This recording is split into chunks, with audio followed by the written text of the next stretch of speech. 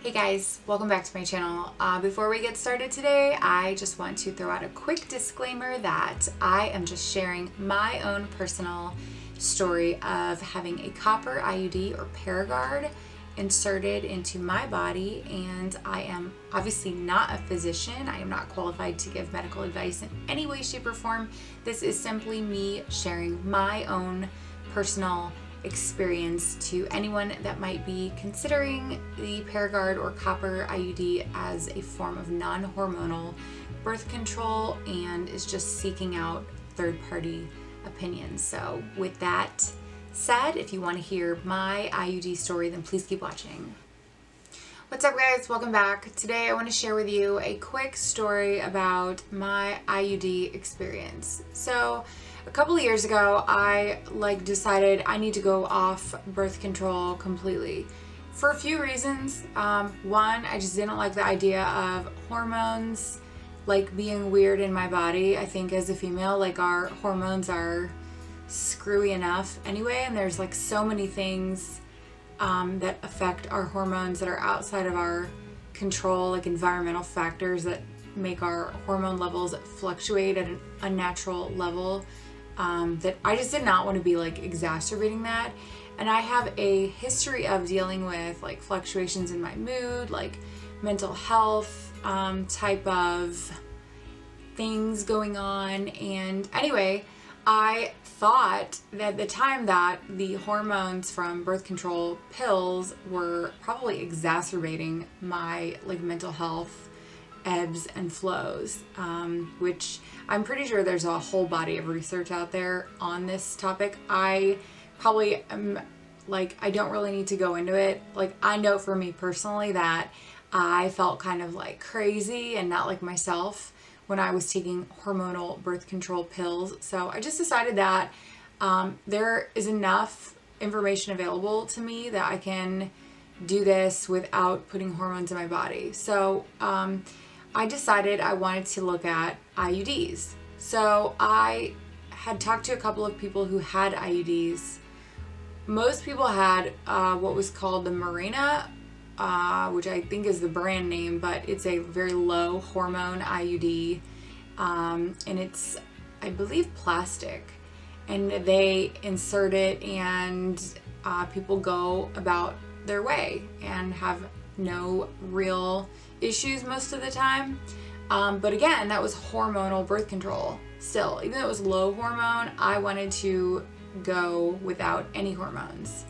So I chose to try the Paragard, which is a copper IUD. So how it works is copper is a metal, obviously, that's not found in your body naturally. Copper disrupts the pH level of your uterus and your uterine lining. So even if you do have a embryo, I don't know what words I'm looking for, a successful, a fertilized embryo, the little spermie and the little egg get together and they decide hey, this will work. The pH level of your uterine lining of your uterus is off, so the fertilized embryo cannot attach, basically. So there's no implantation of the embryo. Anyway, so I decided I wanted to try the Paragard because it was no hormone and cool. So I went and I discussed it with my normal female doctor, and she basically told me yeah, good to go. You've never had kids, so I should just let you know that there's probably going to be some moderate discomfort on insertion. And I was like, okay, well, I get a bunch of tattoos. I had endometriosis or have endometriosis, so that's pretty painful. I just thought no problem, I'll handle it. Anyway, so, and it's crazy looking back. I feel like she might have used the words, there's going to be some slight discomfort. I don't even think she said the word moderate. But anyway, and I had talked to some other folks who had it put in, and they were like, oh yeah, that was it was painful, but whatever, we got through it. So I went I made an appointment to have it put in. The day that I went to have it put in, my practitioner was not there. I had another practitioner who, this guy had delivered like a couple of my sister's kids. She loved him, so I was like cool with him inserting it. But unbeknownst to me, like a lot of girls, they'll give them something, I don't know what it's called, but they'll give them something to like facilitate the pain or to help open the cervix a little bit for insertion. I didn't know anything about that, and anyway, so needless to say, I like wasn't prepped at all for that. Like I didn't even take like ibuprofen leading up to it, and to be quite honest, I wasn't that nervous going into the appointment. Yeah, because I just, you know, I have a pretty high pain tolerance level threshold, so whatever. So he was explaining it when I was like, you know, laying back, and he's like, we have to do something called traversing the cervix. So I don't know, that doesn't sound very good. Like I didn't think to, I don't know, I just like, I still wasn't like nervous, like okay, yeah, do it. Anyway, the most painful thing I have ever experienced traversing the cervix. I guess essentially what happens is like your cervix is like, if you can imagine, you know, those little powdered donuts that you get in the 6-pack. Your cervix is like one of those little donuts. So there is an opening in the middle of your cervix, obviously, but normally it's like not, the opening is not really big. It's very small. And in order to fit the Paragard into the cervix, they have to, I guess it's the equivalent of like, you know, putting a kind of like a straw in, but the tip is very small and then it widens to accommodate the like width of the Paragard, and they have to, you know, kind of I don't know, kind of like wiggle and get it up into your cervix. So anyway, without going into like a grave amount of detail, fundamentally what is happening is like, you know, like in childbirth when you like have the contractions and your cervix sort of like opens itself. So your cervix is being like more or less opened without any assistance from your body. Like it is being forced open, right? I am not mincing words here. The most painful thing I have ever experienced. To be perfectly honest, sometimes I have like flashbacks about that experience. It was like, I can't even tell you. He was trying to talk to me during the procedure, and it should have been a red flag for me that there were 2 nurses in there like holding my hand, like trying to talk to me and like take my attention away from what was going on. And like I don't have problems with like the dentist. Like I have a lot of tattoos on my body. I've recently got a tattoo on my rib cage and stomach, which was painful, but it wasn't like having my cervix traversed.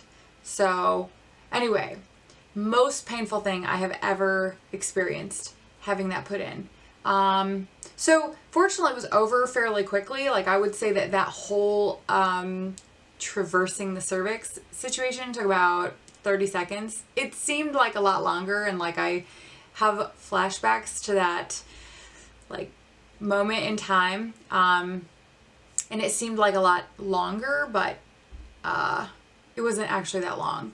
So I like went on about my day. Again, I didn't know, and this is my fault for not researching like more, but I probably would have scared myself out of it, and then I wouldn't have this experience to share. But I like went to work, like didn't take anything. I mean, I think at that point I took like a Motrin because it was like real. Went to work. My body was like fighting me every step of the way. I was like bleeding heavily. Most of the day I was doubled over in pain, because what happens is, and this is not obviously gospel, like this is not what happens to everybody. This is my experience that I'm sharing, right? So what happened to me was and it's a normal thing that can happen. A normal side effect is your body wants to expel this foreign device.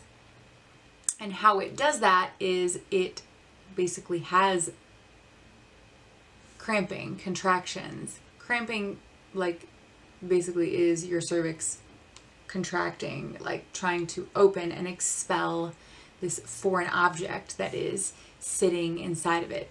So that's like not it's a painful thing, right? This story is not meant to dissuade anyone from getting a Paragard. This story is meant to share my experience with you. Anyway, so yeah, my body tried to expel this foreign object for the rest of the day. In fact, I'm going to be perfectly real with you. My body tried to expel this foreign object actively every day for, I would say, the next month. And then I would say my body continued to try to expel this foreign object, not quite as actively, but still fairly actively for the next 5 months. So everybody told me, because it was like the pain just did not go away. It didn't go away. It was a constant battle.